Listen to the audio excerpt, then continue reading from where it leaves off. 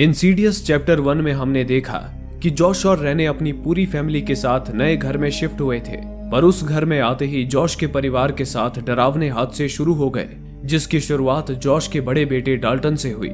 खेलने के दौरान डाल्टन सीढ़ियों से गिर पड़ा, जिसके बाद वो कोमा में चला गया।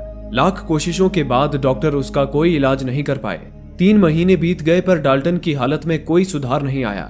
इस दौरान घर में अजीब और डरावनी चीजें घटने लगी। रेने को खुली आंखों से साए दिखने लगे और घर में भी किसी शैतानी रूह के होने का एहसास होने लगा। ऐसी चीजें होते देख जॉश की मां लॉरेन ने एलिस को बुलाया, जो कि एक साइकिक थी और ऐसी पैरानॉर्मल चीजों से लोगों को छुटकारा दिलाती थी। एलिस से उन्हें पता चला कि डाल्टन के पास एस्ट्रल प्रोजेक्शन की शक्ति थी, यानी कि वो अपनी आत्मा को अपने शरीर से बाहर निकालकर रूहों की दुनिया में जा सकता था। एलिस उस दुनिया को द फर्दर कहती थी। हालांकि डाल्टन एस्ट्रल प्रोजेक्शन सोते वक्त अनजाने में किया करता था और आखिरी बार जब उसने एस्ट्रल प्रोजेक्शन किया तो वो द फर्दर में ही कहीं कैद हो गया। एलिस ने आगे बताया कि ये शक्ति उसे अपने पिता जॉश से ही मिली थी। बचपन में जॉश भी नींद में एस्ट्रल प्रोजेक्शन किया करता था, जिस वजह से एक बूढ़ी औरत की आत्मा ने उसके शरीर पर कब्जा करने की कोशिश की थी। उस वक्त एलिस ने ही जॉश को हिप्नोटाइज करके उसकी एस्ट्रल प्रोजेक्शन करने की एबिलिटी को ब्लॉक कर दिया था और साथ ही उसकी द फर्दर की उन बुरी यादों को भी मिटा दिया था, ताकि वो अपनी पूरी जिंदगी डर के साए में ना बिताए। पर अब जॉश ही था जो डाल्टन को उस दुनिया से वापस ला सकता था। एलिस की मदद से जॉश द फर्दर में पहुंच गया, जहां जॉश ने पाया कि डाल्टन को एक लाल शैतान ने कैद कर रखा था। वहां उस शैतान से लड़कर जॉश ने डाल्टन को छुड़ा लिया और फिर दोनों असली दुनिया में लौटने लगे। डाल्टन की रूह के उसके शरीर में जाते ही उसे होश आ गया, पर दूसरी तरफ जॉश के शरीर में उसकी जगह किसी और की ही रूह आ गई थी। एलिस को जॉश की तस्वीर निकालते वक्त इस बात का पता चल गया। उसने देखा कि तस्वीर में जॉश की जगह कोई और ही था। इससे पहले एलिस किसी और को ये बात बता पाती, जॉश ने उसे ही मौत के घाट उतार दिया। जब रेने एलिस की चीख सुनकर वहां आई तो उसे मरा हुआ पाया। अचानक रेने की नजर उस तस्वीर पर पड़ी जिसे एलिस ने खींचा था। तस्वीर में एक डरावनी आत्मा दिख रही थी। ये वही बूढ़ी आत्मा थी जिसने बचपन में जॉश के शरीर पर कब्जा करने की कोशिश की थी और आखिरकार वो उसमें कामयाब हो ही गई। अब आगे इस घटना के 24 साल पहले सन 1986 जवान एलिस लैम्बर्ट रेजिडेंस में जॉश को देखने आई हुई थी। कार्ल नाम का एक और साइकिक पहले से वहां मौजूद था और उसी ने एलिस को बुलाया था। कार्ल ने एलिस को बताया, जॉश के ऊपर एक भयानक साया है और वो उसके पीछे पड़ा है। जॉश की मां लॉरेन ने एलिस को जॉश की तस्वीरें दिखाई, जिसमें एक बूढ़ी औरत का साया उसके करीब आता जा रहा था। इन डरावनी तस्वीरों को देखकर एलिस की आंखें डर और हैरानी से फैल गईं। कुछ देर बाद एलिस ने जॉश के सामने मेट्रोनोम मशीन को चला दिया, जिससे टिक टिक की आवाजें आने लगी। एलिस ने फिर जॉश को आंखें बंद करके उन आवाजों पर ध्यान लगाने के लिए कहा। ऐसा करते ही जॉश हिप्नोटाइज हो गया। उसके बाद एलिस ने उससे कहा, अब हम तुम्हारे सपने में आ चुके हैं जॉश, तुम अपने आसपास देखो और बताओ कि तुम्हें क्या दिख रहा है। जॉश ने बताया कि वो खुद को अपने कमरे में बिस्तर पर लेटा हुआ देख रहा है, लेकिन वो अकेला नहीं है, उसके साथ कोई और भी है जो उसे उसका दोस्त बता रहा है। एलिस समझ गई कि हो न हो ये उसी बूढ़ी औरत की आत्मा है। एलिस ने उस आत्मा के पीछे जाने की ठानी। जॉश के बताए मुताबिक एलिस उस आत्मा को ढूंढती हुई जॉश के कमरे में पहुंची। तभी वहां मौजूद वार्डरोब का दरवाजा अपने आप खुल गया। एलिस ने वार्डरोब के करीब पहुंचकर अपना हाथ अंदर की ओर बढ़ाया। तभी उसके हाथ पर एक जोरदार वार हुआ, जिससे एलिस का हाथ जख्मी हो गया। एलिस भागती हुई नीचे आई और उसने सबको बताया, मैंने उसे देखा, वो एक बहुत बुरी आत्मा है, मैंने कभी इतनी खतरनाक आत्मा नहीं देखी, वो जॉश के शरीर पर कब्जा करना चाहती है। एलिस ने लॉरेन को जॉश के एस्ट्रल प्रोजेक्शन कर पाने की एबिलिटी के बारे में बताया और कहा, हमें जॉश की इस एबिलिटी को रोकना होगा, तभी उस आत्मा से जॉश का पीछा छूटेगा। तभी हिप्नोटाइज्ड जॉश आंखें बंद किए हुए ही उठ खड़ा हुआ और कहने लगा, मैं आपको रास्ता दिखाता हूँ। लेकिन जॉश एलिस या वहां मौजूद लोगों से बात नहीं कर रहा था। ऐसा लग रहा था जैसे वहां कोई और भी मौजूद था जो दिखाई नहीं दे रहा था। जॉश ने अपने हाथ से एक कमरे की तरफ जाने का इशारा किया, जिसके बाद उस कमरे का दरवाजा अपने आप खुल गया। ये देखकर लॉरेन डर से कांप उठी। उसने एलिस से कांपती आवाज में कहा, मेरा बेटा खतरे में है, आपको जो भी करना है कीजिए, पर मेरे बेटे को बचा लीजिए। वर्तमान में रेने एक पुलिस ऑफिसर के सामने बैठी थी। पुलिस ऑफिसर एलिस की मौत के बारे में उससे पूछताछ कर रहा था। रेने ने ऑफिसर को डाल्टन के कोमा में जाने से लेकर एलिस की मदद से उसे वापस लाने तक की पूरी घटना विस्तार से बताई, पर ऑफिसर को रेने की भूत प्रेत वाली बातों पर बिल्कुल भी यकीन नहीं हुआ। पर फिर भी उसने पूछा, फिर उसके बाद क्या हुआ? पुलिस ऑफिसर के इस सवाल से रेने के चेहरे का रंग उड़ गया।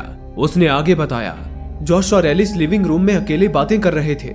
उसी दौरान एलिस की चीख सुनकर जब मैं वहां पहुंची तो जॉश वहां नहीं था और एलिस मर चुकी थी। बाद में जब जॉश भी लिविंग रूम में आया तो वो भी एलिस की लाश को देखकर चौंक गया। मुझे पूरा यकीन है कि एलिस को उसी बूढ़ी औरत की आत्मा ने मारा है जिसकी तस्वीर उसने खींची थी। रेने की इस बात पर ऑफिसर बुरी तरह चिढ़ गया।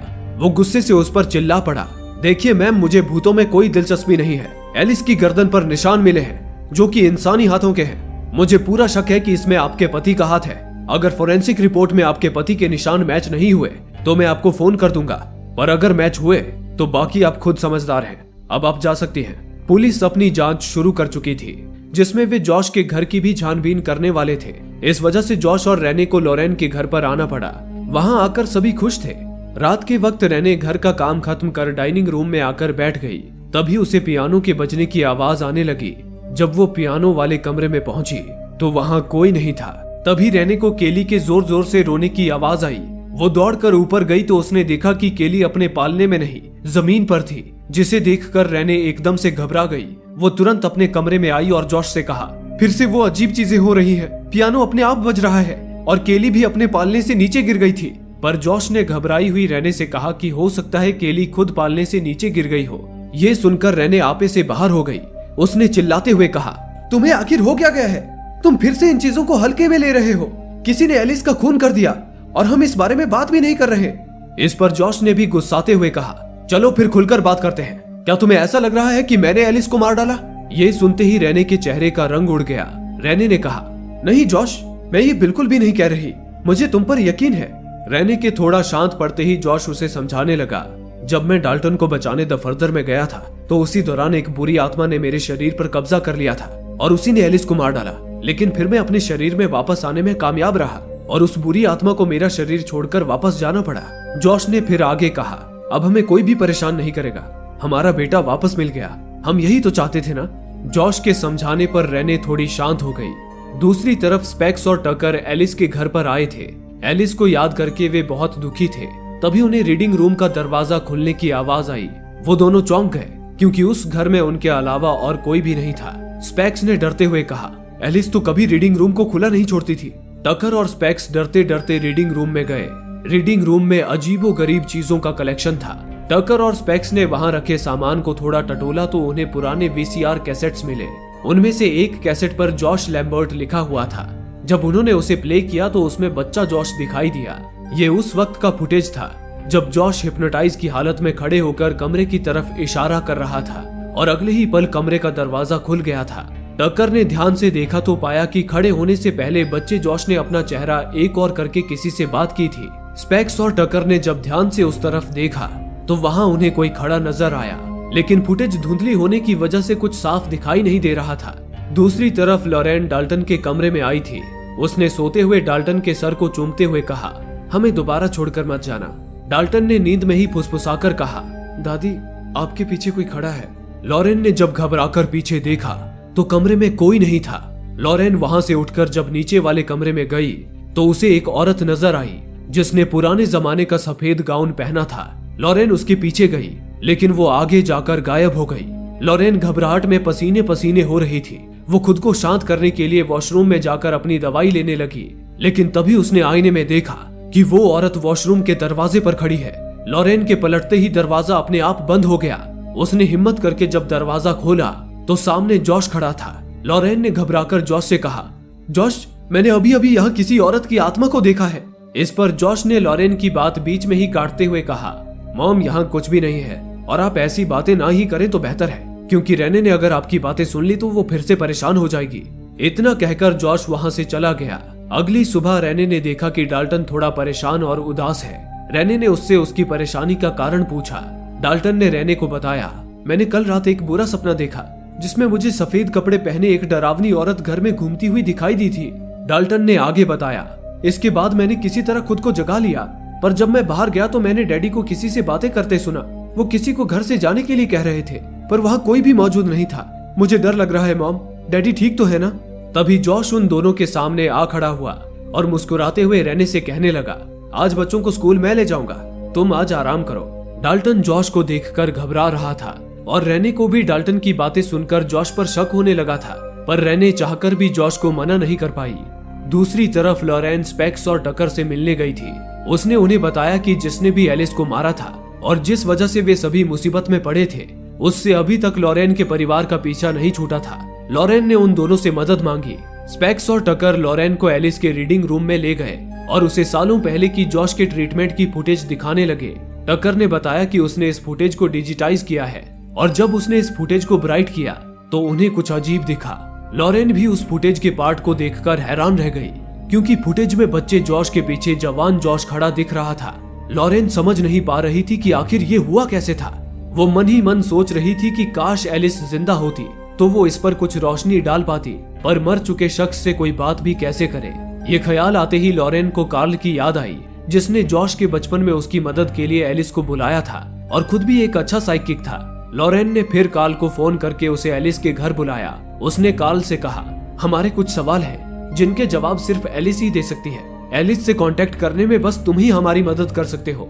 कार्ल भी उनकी मदद करने के लिए तैयार हो गया। कुछ देर बाद सभी एक राउंड टेबल पर बैठे हुए थे। कार्ल ने अपने एक थैले से कुछ डाइस निकाले जिन पर अल्फाबेट्स बने हुए थे। कार्ल ने कहा, आत्माओं से कांटेक्ट करने का सबका अपना तरीका होता है। मैं उनसे कांटेक्ट करने के लिए डाइस का इस्तेमाल करता हूँ। मैं उनसे सवाल पूछता हूँ और आत्माएं इन डाइस के जरिए अपना जवाब देती हैं। कार्ल ने थोड़ी कोशिशों के बाद एलिस से संपर्क साध लिया। उसने डाइस फेंक कर एलिस से उसकी मौत से जुड़े कई सवाल पूछे, जिसके बाद एलिस ने डाइस के जरिए जवाब दिया कि किसी औरत की आत्मा ने उसे मारा है। अब वो और कत्ल करना चाहती है, पर वो अभी छुपी हुई है।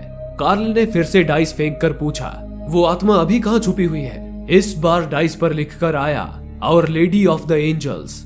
ये नाम सुनकर लॉरेन के रोंगटे खड़े हो गए। उसने बताया, our lady of the angels एक हॉस्पिटल है। मैं इस हॉस्पिटल में काम किया करती थी। ये जानने के बाद वे सभी our lady of the angels hospital के लिए निकल गए। वो हॉस्पिटल अब खंडहर बन चुका था। लॉरेन ने अंदर जाते वक्त बताया कि उसका ज्यादातर काम ईस्ट विंग में हुआ करता था। ये सुनकर वे लोग ईस्ट विंग की तरफ जाने लगे। तभी कार्ल को कुछ महसूस हुआ और वो एक अंधेरे वार्ड के आगे रुक गया। वहां उसे उसी भयानक बूढ़ी औरत की छवि दिखाई दी जो जॉश के शरीर पर कब्जा करने की कोशिश कर रही थी। कार्ल ने सभी को उस वार्ड के अंदर चलने के लिए कहा। अंदर जाने पर कार्ल ने लॉरेन से पूछा, इस कमरे में क्या था? लॉरेन ने बताया, ये एक आईसीयू वार्ड था। मुझे अच्छी तरह याद है, यहाँ मेरे साथ बहुत ही अजीब घटना घटी थी। यहाँ पार्कर क्रेन नाम का एक बूढ़ा पेशेंट भर्ती था। एक दिन जब मैं लिफ्ट से नीचे आ रही थी तो वो मुझे लिफ्ट में मिला। मैंने उससे बात करने की कोशिश की, पर उसने कोई जवाब नहीं दिया। लिफ्ट के रुकते ही वो चुपचाप आईसीयू वार्ड में चला गया। मैंने जब रिसेप्शनिस्ट से पूछा कि पार्कर क्रेन बाहर क्यों घूम रहा है, तो रिसेप्शनिस्ट हैरान हो गई। उसने बताया कि एक दिन पहले ही पार्कर क्रेन ने खिड़की से कूद हत्या कर ली थी। यानी कि मैं जिससे मिली थी वो पार्कर क्रेन की आत्मा थी। कार्ल ने फिर लॉरेन से पूछा, पर उसे हॉस्पिटल में भर्ती क्यों किया गया था? लॉरेन ने बताया, दरअसल उसने अपने प्राइवेट पार्ट को काटकर खुद को औरत बनाने की कोशिश की थी। इधर घर पर रेने को पुलिस ऑफिसर का कॉल आया। उसने बताया कि फॉरेंसिक रिपोर्ट में एलिस की लाश पर जो उंगलियों के निशान थे वो जॉश की उंगलियों के निशान से मैच नहीं करते। ये सुनकर रेने ने राहत की सांस ली। फोन रखते ही केली का बेबी वॉकर रेने के सामने आ गया। ऐसा लगा जैसे हॉल से किसी ने बेबी वॉकर को धक्का देकर रेने के सामने भेजा है। रेने धीमे कदमों से हॉल में गई। वहां किसी को ना पाकर रेने जैसे ही पलटी, उसने देखा कि सफेद कपड़े पहने एक औरत अपनी पीठ फेरे उसके सामने सोफे पर बैठी थी और अपनी डरावनी आवाज में लोरी गा रही थी। लोरी गाते हुए वो औरत हॉल से बाहर चली गई। तभी रेने को केली के जोर जोर से रोने की आवाज सुनाई दी। रेने दौड़कर केली के कमरे की तरफ गई, लेकिन कमरे का दरवाजा अपने आप बंद हो गया। रेने जोर जोर से दरवाजा पीटने लगी। उस औरत की आवाज कमरे के अंदर से आई, कितनी प्यारी बच्ची है। रेने ने गुस्से में चिल्लाकर कहा, उसे छूना भी मत। अचानक केली के रोने की आवाज बंद हो गई और दरवाजा भी खुल गया।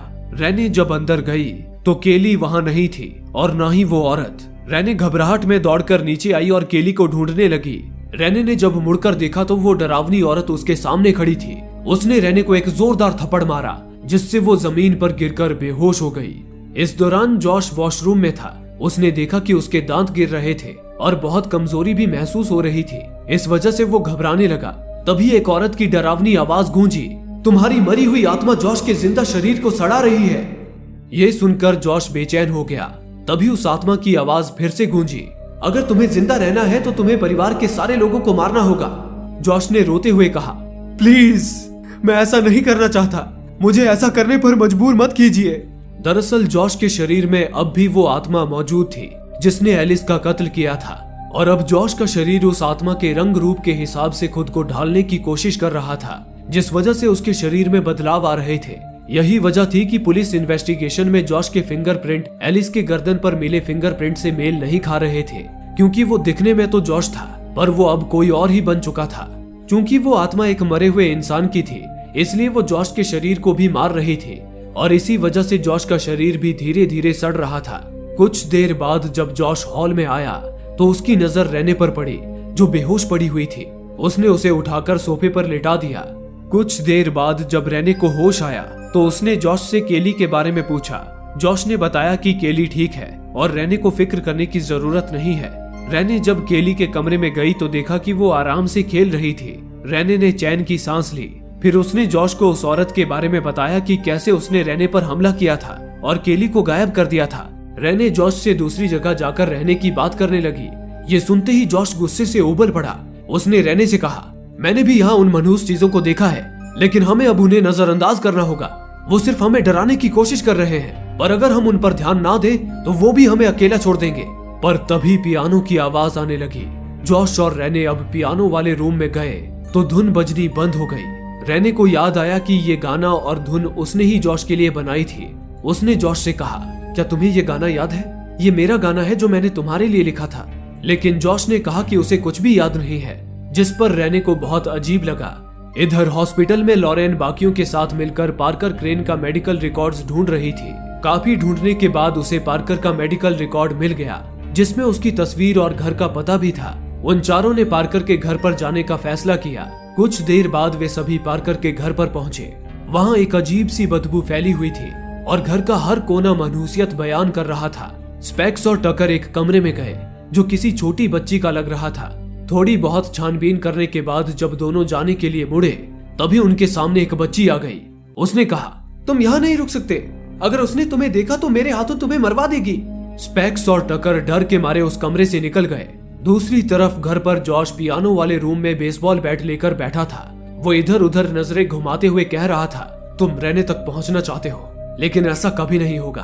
अब आत्माएं ही तुम्हारी दोस्त हैं। इतना कहकर वो वहां से उठकर चला गया। लेकिन वो जिससे बातें कर रहा था वो कोई और नहीं बल्कि असली जॉश की आत्मा थी, जो डाल्टन को बचाते वक्त अपने शरीर में लौट नहीं पाई थी।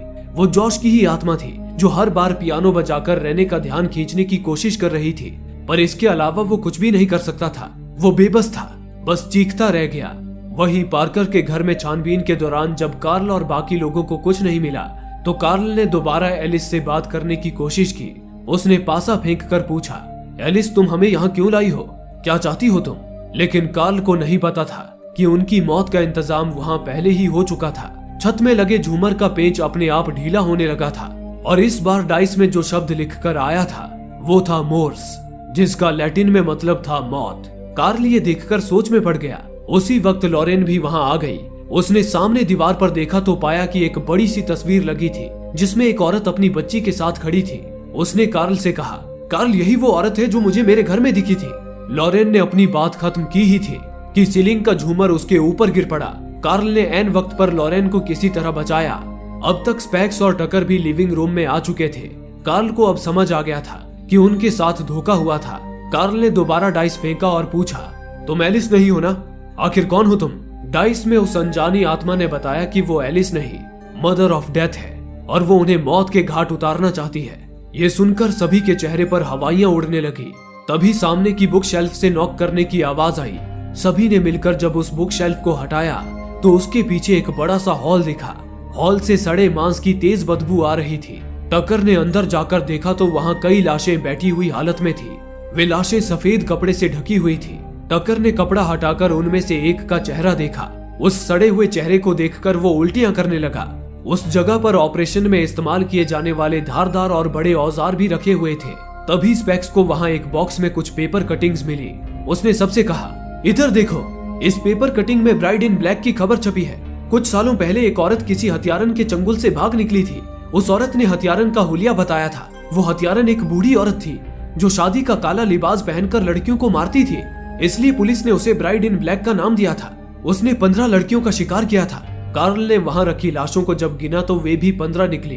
यानी कि ये वही 15 लड़कियों की लाशें थी जिनका शिकार ब्राइड इन ब्लैक ने किया था। उन लाशों के पीछे एक पुतला खड़ा था जिसे काले रंग का जोड़ा पहनाया हुआ था। शायद इसी जोड़े को पहनकर वो हत्यारन लड़कियों का शिकार करती थी। कार्ल ने तुरंत पुतले को पहनाई गई ड्रेस को छुआ। ड्रेस को छूते ही उसे ब्राइड इन ब्लैक के अतीत की कुछ छवियां दिखाई देने लगी। ये छवियां उसे उसकी साइकिक शक्तियों की वजह से दिख रही थी। उसने देखा कि बूढ़ा पार्कर औरतों की तरह श्रृंगार कर रहा था। उसके पीछे एक लड़की बंधी हुई चिल्ला रही थी। श्रृंगार करने के बाद पार्कर ने वही ब्राइड इन ब्लैक का काला जोड़ा पहना और एक धारदार हथियार लेकर उस लड़की की तरफ बढ़ने लगा। वो लड़की चीख पड़ी। ये खौफनाक दृश्य देखकर कार्ल ने हड़बड़ाकर अपना हाथ हटा लिया। कार्ल ने फिर सबको बताया, पार्कर क्रेन ही ब्राइड इन ब्लैक है। उसी ने इस ड्रेस को पहनकर ये सारे कत्ल किए हैं। मुझे अपनी साइकिक पावर से ये भी पता चला है कि मदर ऑफ डेथ जो हमें यहाँ तक लाई है वो असल में पार्कर क्रेन की माँ है। वही उससे ये सब जबरदस्ती करवाती थी। उसने पार्कर का बचपन और जिंदगी पूरी तरह बर्बाद कर दिया। बूढ़ा पार्कर अपना बचपन वापस जीना चाहता था। इसी वजह से वो जॉश के बचपन से उसके पीछे पड़ा था। अब उसने जॉश के शरीर पर कब्जा भी कर लिया है। ये सुनकर सभी डर से कांप गए। सुबह के वक्त रेने अपनी दोस्त के घर से लौट रही थी। वो अपनी गाड़ी से उतरी ही थी कि उसे लॉरेन ने रोक लिया। उसने रेने से जॉश और बच्चों के बारे में पूछा। रेने ने बताया कि जॉश बीमार है, इसी वजह से उसने डाल्टन और फॉस्टर को अपनी दोस्त के पास छोड़ दिया है। लॉरेन ने रेने से कहा कि वो और बच्चे खतरे में हैं, इसलिए उसे अभी निकलना होगा। वो बाकी की बातें कहीं और चलकर बताएगी। रेने ने लॉरेन की बातें मान ली और बिना घर के अंदर गए ही वो लॉरेन के साथ चल दी। स्पेक्स, टकर और कार्ल इसी ताक में थे। रेने और लॉरेन के वहां से जाते ही प्लानिंग के हिसाब से वे अंदर जाने की तैयारी करने लगे। टकर ने कार्ल को बेहोशी का इंजेक्शन थमाया और कहा कि जैसे ही जॉश से अगर कोई खतरा महसूस हो तो वो उन्हें बता दे। टकर ने कार्ल के कपड़े में माइक्रोफोन भी लगा दिया ताकि वे कार्ल और जॉश के बीच होने वाली सारी बातें सुन सके। कार्ल के दरवाजा नॉक करने पर जॉश ने दरवाजा खोला, लेकिन जॉश ने कार्ल को बिल्कुल भी नहीं पहचाना। कार्ल ने कहा, मैं जानता हूँ कि मैं तुम्हें याद नहीं हूँ, क्योंकि मैंने और एलिस ने ही बचपन में तुम्हारी याददाश्त मिटा दी थी, पर आज मेरे यहाँ आने का कारण एलिस की मौत है। मुझे यकीन है कि तुम एलिस की मौत की गुत्थी सुलझाने में मेरी मदद करोगे। जॉश कार्ल के इतनी मिन्नतें करने पर उसे मना नहीं कर पाया और उसे अंदर आने दिया। अंदर आने के बाद कार्ल एलिस के साथ उस रात हुए हादसे के बारे में पूछने लगा। इधर लॉरेन और रेने एक शांत जगह पर पहुंचे। लॉरेन ने रेने को पार्कर के बारे में सब कुछ बताया और ये भी बताया कि उसकी आत्मा ने जॉश के शरीर पर कब्जा कर लिया है। लॉरेन ने आगे बताया कि कार्ल जॉश के पास गया है और उसे बेहोश करने वाला है। जॉश के बेहोश होते ही वो पार्कर क्रेन की आत्मा को जॉश के शरीर से निकालने की कोशिश करेंगे और असली जॉश की आत्मा को वापस उसके शरीर में ले आएंगे। इधर घर पर जॉश से बात करते समय कार्ल को जमीन पर गिरा जॉश का दांत देखा। वो समझ गया कि जॉश का शरीर सड़ रहा है। कार्ल ने जॉश से फिर आगे कुछ नहीं पूछा, सिर्फ उससे पीने के लिए पानी मांगा। जॉश के वहां से जाते ही कार्ल बेहोशी के इंजेक्शन को तैयार करने लगा, लेकिन जॉश अगले ही पल वहां पानी लेकर आ खड़ा हुआ। कार्ल ने ध्यान से देखा कि जॉश ने अपना एक हाथ पीछे कर रखा था, जैसे वो कुछ छुपा रहा हो। कार्ल के पूछने पर जॉश के चेहरे पर एक कुटिल मुस्कान आ गई और उसने कहा, आप अपने डाइस से क्यों नहीं पता लगाते कि मैंने अपने पीछे क्या छुपा रखा है? मेरी मॉम, जिसे आप मदर ऑफ डेथ के नाम से जानते हैं, उन्होंने बताया था कि आपको डाइस से खेलना बहुत पसंद है। ये सुनकर कार्ल घबरा गया, पर उसने फिर अपने डाइस को हाथ में लिया और ड्रॉप करने के पहले उसने कहा, जॉश ने अपने पीछे क्या छुपा रखा है? नहीं, पार्कर क्रेन ने अपने पीछे क्या छुपा रखा है? डाइस के गिरने पर उसके जवाब में नाइफ लिखकर आया। अगले ही पल जॉश ने चाकू से कार्ल पर हमला कर दिया। स्पेक्स और टकर को भी माइक्रोफोन से ये सब पता चल चुका था। वो दोनों भी अंदर आ गए, लेकिन जॉश ने उन दोनों को भी बेहोश कर दिया। कुछ देर बाद कार्ल की आंखें अंधेरे में खुली। तभी जॉश उसके पास लैंप लेकर आया और उसे सहारा देकर उठाने लगा। असली जॉश को सामने देखकर कार्ल समझ गया कि वो आत्माओं की दुनिया में है और मर चुका है। जॉश को भी कार्ल जाना पहचाना लग रहा था, क्योंकि एलिस के जॉश की याददाश्त लौटाने के दौरान उसे अपने बचपन की उस घटना की धुंधली यादें जहन में आ गई थी, जिसमें कार्ल ने भी उसकी मदद की थी। जॉश ने फिर कार्ल से कहा, उसने आपको भी मार डाला। अगर मैं जल्द से जल्द वापस अपने शरीर में नहीं गया तो वो मेरे परिवार को भी मार देगा। मैं यहाँ फंस गया हूँ। मैं जितनी ज्यादा देर अपने शरीर से दूर हूँ उतना ही कमजोर होता जा रहा हूँ। कार्ल ने जॉश को बताया, अगर ये सब रोकना है तो हमें एलिस को ढूंढना होगा। जॉश और कार्ल एलिस को ढूंढने निकल पड़े। आगे बढ़ने पर एक आत्मा ने सामने आकर उन्हें एक तरफ जाने का इशारा किया। जॉश ने उस तरफ देखा तो सामने उसका वही पुराना वाला घर था जहाँ डाल्टन कोमा में गया था। उसने वहां उसी काले कपड़े वाले शैतान को देखा जिससे उसका पहले भी सामना हो चुका था जब वो डाल्टन को द फर्दर में बचाने गया था। वो शैतान घर के अंदर दाखिल हो गया। ये देखकर जॉश तुरंत घर के दरवाजे पर पहुंचकर जोर जोर से नॉक करने लगा। कुछ ही सेकंड बाद किसी ने दरवाजा खोला। जॉश ये देखकर दंग रह गया कि दरवाजा खोलने वाला कोई और नहीं, खुद जॉश ही था। लेकिन जिस जॉश ने दरवाजा खोला था उसे बाहर खड़ा जॉश नजर नहीं आ रहा था। बाहर खड़े जॉश को एलिस की कही वो बात याद आई। उसने कहा था कि द फर्दर असली दुनिया से अलग है, वहां समय की कोई सीमा नहीं होती, वहां पास्ट, प्रेजेंट और फ्यूचर एक साथ ही चलते हैं। जॉश को वो रात याद आई जब डाल्टन के कोमा में जाने के बाद रेने को घर में डरावने साए दिखने लगे थे। वो इसी बारे में जॉश को बता रही थी। उस वक्त दरवाजे पर ऐसे ही नॉक हुआ था और जाकर देखने पर जॉश को बाहर कोई नजर नहीं आया था। इसका मतलब उस समय उसी ने दरवाजा नॉक किया था, यानी जॉश इस वक्त अपने पास्ट को देख रहा था। बाहर किसी को ना पाकर अंदर खड़े पास्ट वाले जॉश ने दरवाजा बंद कर लिया। तभी केली के जोर से रोने की आवाज आई। ऊपर मौजूद रेने केली की आवाज सुनकर जब उस कमरे में गई तो उसने पाया कि काले कपड़े वाला शैतान वहां मौजूद था। ये देखकर रेने जोर से चीख पड़ी। अब तक पास्ट वाला जॉश भी वहां आ चुका था, लेकिन वो शैतान वहां से गायब हो चुका था। केली के रोने की आवाज बाहर खड़े प्रेजेंट वाले जॉश तक भी पहुंची। उसने बिना देरी किए दरवाजा तोड़ दिया। दरवाजा टूटने की वजह से अलार्म बज उठा, जिसे सुनकर पास्ट वाला जॉश लिविंग रूम में आ पहुंचा। उसने देखा कि दरवाजा टूटा हुआ था पर वहां कोई दिखाई नहीं दे रहा था। इधर प्रेजेंट वाला जॉश तुरंत केली के कमरे में पहुंचा।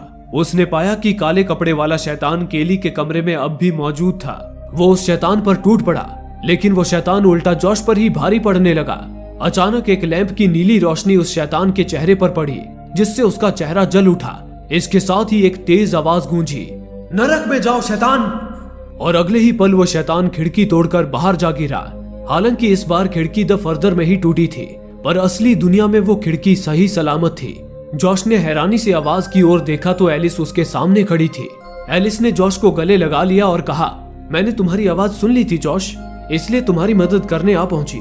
जॉश ने पार्कर क्रेन की आत्मा को अपने शरीर से बाहर निकालने के लिए एलिस से मदद मांगी। एलिस ने जॉश को बताया, द फर्दर के गहरे अंधेरे में पार्कर का घर है। उस घर में पार्कर की जिंदगी की सारी यादें मौजूद हैं। उन्हीं यादों की मदद से तुम उसे अपने शरीर से बाहर निकाल सकते हो। जॉश ने पूछा, लेकिन हम पार्कर के घर तक पहुंचेंगे कैसे? एलिस ने कहा, ये तो तुम्हें ही मालूम होना चाहिए, क्योंकि तुम बचपन में एस्ट्रल प्रोजेक्शन के दौरान पार्कर के घर जाया करते थे। लेकिन जॉश ने बताया कि उसे इस बारे में कुछ भी याद नहीं है। ये जानकर एलिस ने कहा, शायद हम गलत जॉश से पूछ रहे हैं। हमें बच्चे जॉश के पास जाना चाहिए, उसे ही सब मालूम होगा। वे सभी फिर उस वक्त में गए जब जवान एलिस ने बच्चे जॉश को हिप्नोटाइज कर रखा था। वो उससे बातें करके उसके पीछे पड़ी आत्मा के बारे में पता लगाने की कोशिश कर रही थी। जॉश ने पीछे से जाकर बच्चे जॉश को आवाज दी और कहा, जॉश, मुझे तुम्हारी मदद चाहिए। मुझे पार्कर के घर के बारे में कुछ भी याद नहीं है, मुझे उसका रास्ता बताओ। बच्चे जॉश ने उठकर एक कमरे की तरफ इशारा किया। एलिस ने ये देखकर बच्चे जॉश से कहा, अच्छा तो सालों पहले तुम हमें ही रास्ता दिखा रहे थे। जॉश, एलिस और कार्ल जब उस कमरे के अंदर गए तो उन्हें एक लाल दरवाजा दिखा। वे सभी उस दरवाजे से होते हुए पार्कर के कमरे में पहुंच गए। वहां पर एक बच्ची बैठी हुई थी। जॉश ने उससे बात करने की कोशिश की, लेकिन ऐसा लग रहा था जैसे वो उसे सुन ही नहीं रही थी। तभी उस बच्ची ने अपना विग उतार फेंका। दरअसल वो कोई और नहीं, पार्कर था। तभी उसके पास उसकी माँ मदर ऑफ डेथ आ गई। उसने उसकी बनाई ड्राइंग दिखाई जिस पर उसने अपना नाम पार्कर लिख रखा था। मदर ऑफ डेथ ने उस पर चिल्लाते हुए कहा, तुम्हारी हिम्मत कैसे हुई अपना नाम पार्कर लिखने की? तुम्हारा नाम मैरिलिन है, तुम एक लड़की हो। मदर ऑफ डेथ चाहती थी कि पार्कर एक लड़का नहीं बल्कि लड़की बनकर रहे। तभी मदर ऑफ डेथ की नजर कार्ल, जॉश और एलिस पर पड़ी। उसने चिल्लाकर उन्हें चले जाने के लिए कहा। उसकी शक्ति ने कार्ल और एलिस को कमरे से बाहर धकेल दिया, जबकि जॉश अंदर ही रह गया। दूसरी तरफ इंसानी दुनिया में जॉश, जिसके शरीर में पार्कर क्रेन था, उसने टकर के फोन से लॉरेन को मैसेज किया कि वो जॉश को बेहोश करने में सफल रहे। मैसेज मिलते ही रेने और लॉरेन घर वापस लौट आई। जब वे घर के अंदर गई तो वहां कोई नहीं था और जॉश डाइनिंग टेबल पर बैठा कार्ल की डाइस से खेल रहा था। ये देखते ही लॉरेन समझ गई कि जॉश ने जरूर कार्ल, टकर और स्पेक्स के साथ कुछ बुरा किया है। वो रेने को लेकर वहां से भागने लगी, लेकिन जॉश ने उन्हें दरवाजे पर ही रोक लिया। लॉरेन और रेने ने भागने की बहुत कोशिश की, लेकिन जॉश ने लॉरेन को एक कमरे में बंद कर दिया और रेने को जान से मारने की कोशिश करने लगा। लेकिन उसी वक्त रेने की दोस्त फॉस्टर और डाल्टन को घर पर छोड़ गई। जब फॉस्टर और डाल्टन घर के अंदर आए तो उन्होंने जॉश को रेने का गला दबाते देखा। रेने मरने ही वाली थी कि तभी डाल्टन ने जॉश के सर पर रॉड से वार किया। जॉश के घायल होते ही रेने डाल्टन और फॉस्टर को लेकर बेसमेंट में भाग आई और उसने दरवाजे पर रॉड और बहुत सारा सामान लगाकर उसे ब्लॉक कर दिया। उन्हें कुछ भी समझ नहीं आ रहा था कि वे क्या करें। डाल्टन भी अब तक समझ चुका था कि जॉश के शरीर में कोई और है। उसे तुरंत एक उपाय सूझा। उसने रेने से कहा, मम्मी, अगर मैं सो जाऊं तो डैडी को आत्माओं की दुनिया से ढूंढकर वापस ला सकता हूं। लेकिन रेने ये नहीं करना चाहती थी क्योंकि डाल्टन को दोबारा द फर्दर में भेजना बहुत खतरनाक था। लेकिन डाल्टन ने किसी तरह उसे भरोसा दिलाया। उसके बाद उसने कैन फोन का एक कैन फॉस्टर को थमाया और दूसरा कैन अपने हाथ में पकड़कर सोने की कोशिश करने लगा। डाल्टन कैन फोन का इस्तेमाल द फर्दर से वापस लौटने में करने वाला था। फॉस्टर के हाथ में मौजूद कैन फोन से जुड़ा धागे का दूसरा सिरा डाल्टन को द फर्दर से वापसी की राह दिखाने वाला था। बेसमेंट के बाहर जॉश दरवाजा तोड़ने की पूरी कोशिश कर रहा था। रेने और फॉस्टर बुरी तरह डरे हुए थे। वहीं डाल्टन सो चुका था और अपने शरीर से निकलकर द फर्दर में पहुंच गया था। उसे अपने सामने लाल दरवाजा दिखा। डाल्टन ने अपने कैन फोन को कमर से बांध लिया और उस दरवाजे की तरफ बढ़ गया। इधर द फर्दर में जॉश पार्कर के कमरे में फंसा हुआ था। जब उसने पलटकर देखा तो वहां बहुत सारी लाशें खड़ी थी। तभी मदर ऑफ डेथ की आवाज गूंजी, मैं कहां हूं जॉश, आओ मुझे ढूंढो। मदर ऑफ डेथ जॉश के साथ खेल खेल रही थी। जॉश एक एक लाश के ऊपर से कफन हटाकर उसे ढूंढने लगा। दूसरी तरफ कमरे के बाहर खड़े एलिस और कार्ल ने देखा कि बच्चा पार्कर उनके सामने खड़ा था। एलिस ने उसके पास जाकर कहा, प्लीज मेरी मदद करो, दरवाजा खोलो, मैं तुम्हारी बुरी यादों को मिटाकर तुम्हें आजाद करना चाहती हूँ। वही कमरे के अंदर जॉश ने जब एक लाश के ऊपर से कफन हटाया तो उसके अंदर मदर ऑफ डेथ थी। अगले ही पल मदर ऑफ डेथ ने जॉश का गला दबोच लिया। इधर इंसानी दुनिया में जॉश के रूप में पार्कर अब तक बेसमेंट का दरवाजा तोड़कर अंदर घुस आया था। उसने रेने पर हमला कर उसे घायल कर दिया। इसके बाद वो डाल्टन की तरफ बढ़ा जो अभी सोया हुआ था, पर तभी वहां स्पेक्स भी आ गया जिसे अब तक होश आ चुका था। स्पेक्स जॉश को डाल्टन पर हमला करने से रोकने लगा, लेकिन जॉश ने दोबारा उसे घायल कर दिया। उसके बाद जॉश ने हथौड़ा उठाया और डाल्टन को मारने के लिए तैयार हो गया। वहीं आत्माओं की दुनिया में मदर ऑफ डेथ ने जॉश की रूह को दबोच रखा था। वो जॉश की रूह को खत्म करने ही वाली थी कि तभी ऐन वक्त पर बच्चे पार्कर ने दरवाजा खोल दिया और एलिस कमरे के अंदर आ गई। उसने पास ही पड़े लकड़ी के घोड़े को उठाया और मदर ऑफ डेथ के सर पर दे मारा। उसके बाद एलिस बिना रुके मदर ऑफ डेथ पर लगातार वार करती रही जब तक कि वो खत्म नहीं हो गई।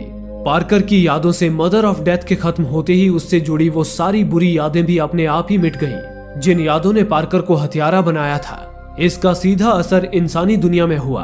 पार्कर की रूह ने जॉश के शरीर को छोड़ दिया। एलिस ने फिर जॉश को जल्द से जल्द वहां से निकलने के लिए बोला। जॉश ने एलिस से कहा, काश कि मैं आपको भी यहाँ से ले जा सकता। एलिस ने जॉश से कहा कि वो उसे तो नहीं लेकिन कार्ल को ले जा सकता है क्योंकि वो अभी तक मरा नहीं था। वो उसकी धड़कन को महसूस कर पा रही थी। एलिस ने जॉश और कार्ल को वहां से भेज दिया।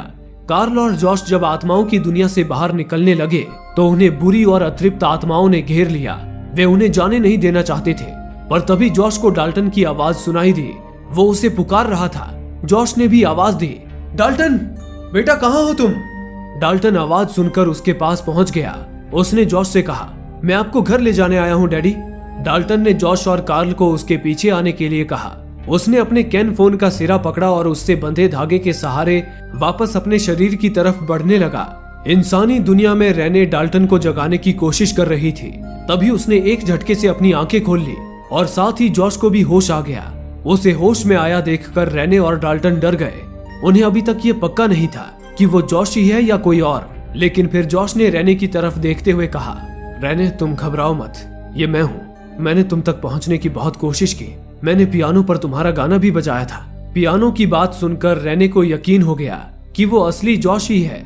ये पता चलते ही डाल्टन, फॉस्टर और रेने आकर जॉश के गले लग गए। अब सब ठीक हो चुका था। कुछ देर बाद सभी एक साथ लिविंग रूम में बैठे थे। कार्ल जॉश और डाल्टन की सहमति से उनकी याददाश्त मिटा रहा था ताकि वे दोबारा आत्माओं की दुनिया में ना जाएं। कुछ दिनों बाद स्पेक्स और टकर एक घर में गए। अंदर से एक आदमी बाहर आया। टकर ने उस आदमी से कहा, हमारी एक करीबी दोस्त है जिसने आपकी बेटी एलिसन से बात की है, हमें उससे मिलना है। तभी उस आदमी की बीवी अपनी दूसरी बच्ची के साथ गेट पर आ गई। दूसरी बच्ची ने स्पेक्स और टकर की तरफ देखते हुए कहा, कि आंटी यहाँ क्या कर रही हैं? तभी एलिस पीछे से निकलकर सामने आई। वो बच्ची मरी हुई एलिस को देख पा रही थी। एलिस ने उस बच्ची को प्यार से चुप रहने का इशारा किया। एलिस अंदर गई और सदमे में बैठी एलिसन से बात करने की कोशिश करने लगी। तभी एलिस की नजर एलिसन के पीछे गई, जहां उसने कुछ ऐसा देखा जिससे उसकी आंखें फटी की फटी रह गई। इसी के साथ ये मूवी यहीं समाप्त हो गई। दोस्तों, आप में से काफी लोगों का कहना है कि हमारे वीडियोस आप तक नहीं पहुंच पा रहे हैं। उसके लिए आप सब्सक्राइब बटन को दबाने के बाद नोटिफिकेशन के बेल आइकन पर क्लिक करें और ऑल का ऑप्शन सिलेक्ट कर लें, ताकि हमारी सारी वीडियोस की नोटिफिकेशन आप तक पहुंच सके। धन्यवाद।